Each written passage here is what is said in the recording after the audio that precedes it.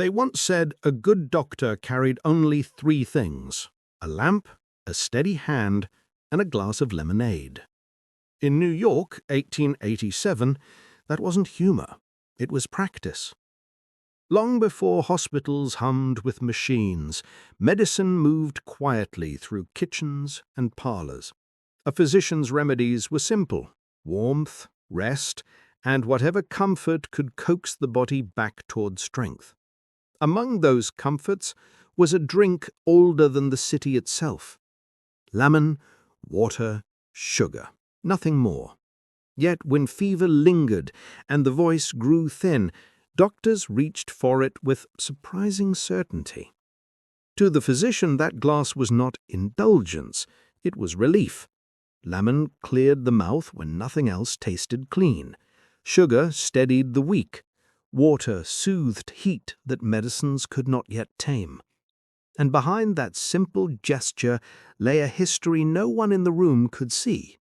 A story that had traveled from medieval Egypt, through the markets of Paris, across the sick rooms of America, all the way to the White House itself. Few recall that lemonade once belonged to the world of recovery, offered like a promise of gentleness in an age before reliable cures. But in the summer of 1887, when a doctor placed it into a worried hand, he wasn't prescribing sweetness. He was prescribing centuries. Long before the streets of New York filled with hansom cabs and lamplight, long before newspapers told of germs and fever, the idea of lemonade was already old. Around the year 1000, in Egypt, the first versions took shape. There, in the heat of the Nile Valley, people sweetened the sharpness of lemons with tamarind or dates, creating a drink that carried both coolness and energy. It was simple, practical, the kind of invention born from necessity rather than luxury. For travelers crossing the desert, water alone was not enough. So they made something remarkable: a mixture of sugar crushed with lemon juice, dripped together until the grains could hold no more. The result was pressed into small cones and left to dry under the sun. A kind of lemonade in powder form, long before anyone would give such a thing a modern name. Travelers carried these cones in their satchels. When water was scarce but found at last, they broke off a piece, stirred it, and watched the mixture return to life. For each pint of water, 2 ounces of the cone were enough to sweeten the day. The recipe appeared in a 14th century Egyptian manuscript, the Kanz al-Fawaid, a book filled with remedies and household knowledge. It described not just food, but comfort, the kind of comfort that followed one across sand and time. No one in that age spoke of lemonade as the world knows it now, yet the idea had already learned how to travel, from hand to hand, from road to market, a quiet companion to the weary. Its journey would continue north, not carried by caravans this time, but by trade, chance, and the simple desire for something refreshing in a world without cold. By the 17th century, lemonade had reached Europe, and nowhere did it find a warmer welcome than Paris.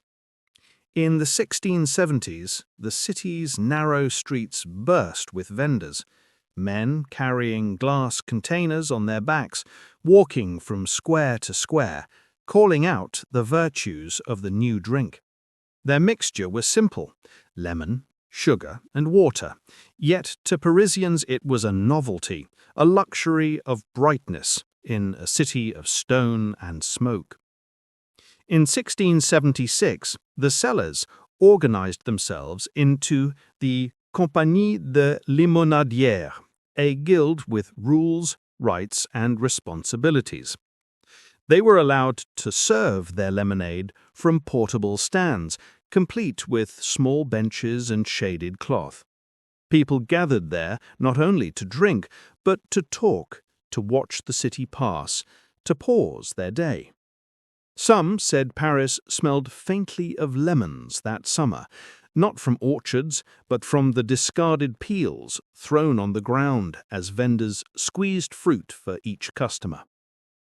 Those peels carried something unexpected.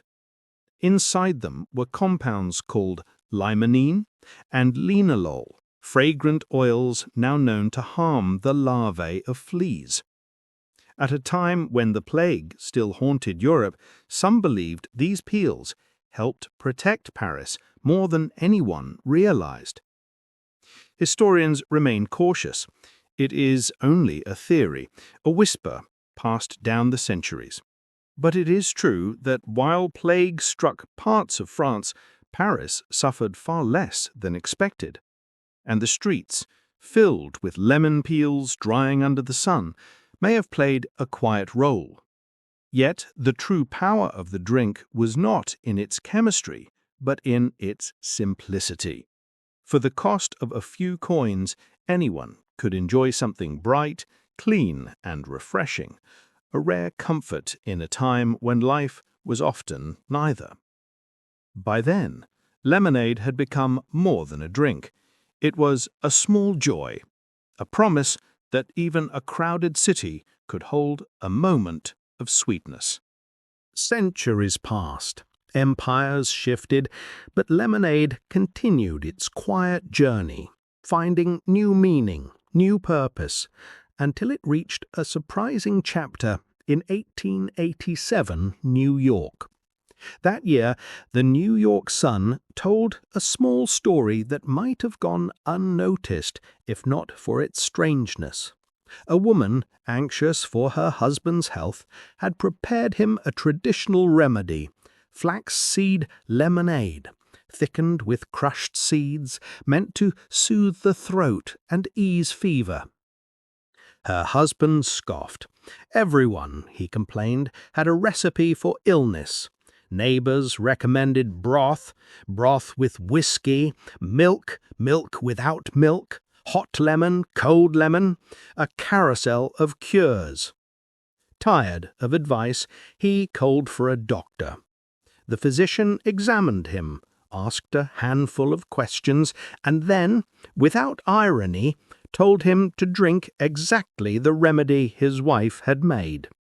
The fee for this confirmation was $2. Newspapers laughed. Families nodded knowingly. But beneath the humor was a truth. Lemonade had become part of the world of healing.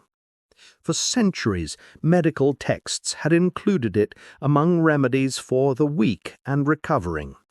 In France, England, and America, nurses carried it to bedside tables. Its acidity refreshed the mouth.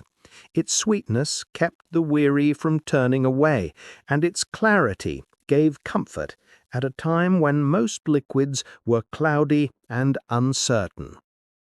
It was not a miracle, but it was gentle, safe, familiar. In an age before antibiotics, when fear grew quickly and fevers burned long, even a small comfort carried weight. Lemonade had begun as a traveler's drink. By the 1880s, it had become something else, a companion to the sick, a promise that cooling relief still existed in a world of heat and worry. If lemonade found the sickbed by necessity, it found the White House by conviction. In the late 19th century, America struggled with alcohol, its culture, its cost, and its consequences. The Women's Christian Temperance Union, one of the strongest voices of the age, pushed for sobriety in homes and halls alike. Their slogan was simple, almost cheerful. "Goodbye to liquor, here's to lemonade." Lemonade became more than a drink. It became a symbol. Clean, bright, untroubled. Among the supporters of the movement was Lucy Webb Hayes, the wife of President Rutherford Hayes, and the woman newspapers affectionately called Lemonade Lucy. During her husband's presidency, liquor disappeared from official White House functions. In its place were pitchers of lemonade, clear, careful, respectable. Guests toasted state matters with slices of lemon instead of wine. Some praised her, others teased, but all remembered the unusual choice. For the first time in American history, a president hosted state dinners without alcohol, not because of scarcity or cost, but because of principle. And standing quietly in the place once held by wine and sherry was lemonade. Its journey had taken it across continents and centuries, from Egypt's dusty roads to Paris's crowded streets to New York's sick rooms, and finally to the center of American politics. Not many drinks could claim such a path.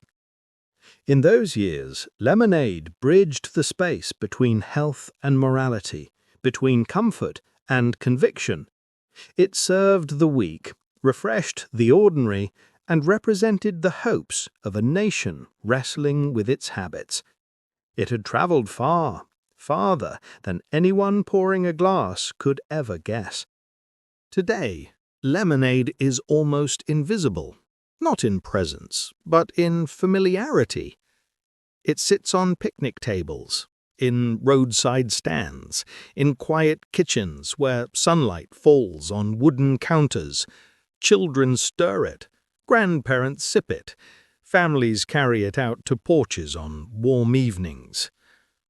Yet behind that ordinary glass is a story older than most civilizations remember. It was once the drink of travelers crossing deserts, then the refreshment of Parisian afternoons, then the comfort of the ill, then the banner of a movement that reshaped a nation's habits, and, for a time, the preferred sip of the White House. It never shouted, never demanded attention. It simply endured, carried through the centuries by the hands of those who found meaning in its small, bright taste. If you lift a glass today, you may still sense what others once felt. A moment of coolness, a pause, a breath.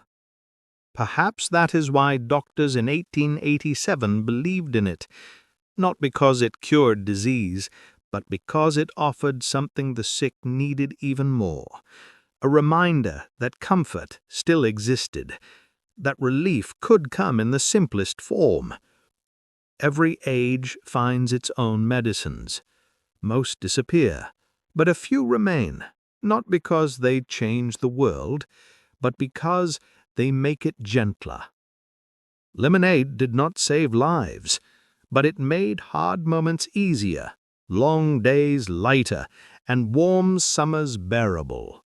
And somewhere in that quiet gift lies its true legacy. A humble drink, sweet, sharp, and enduring, that traveled from sickbeds to cities, from travelers to presidents, and still waits patiently in the glass, offering the same small refuge it always has. Few remember its story, but the world has been holding it in its hands for 1,000 years.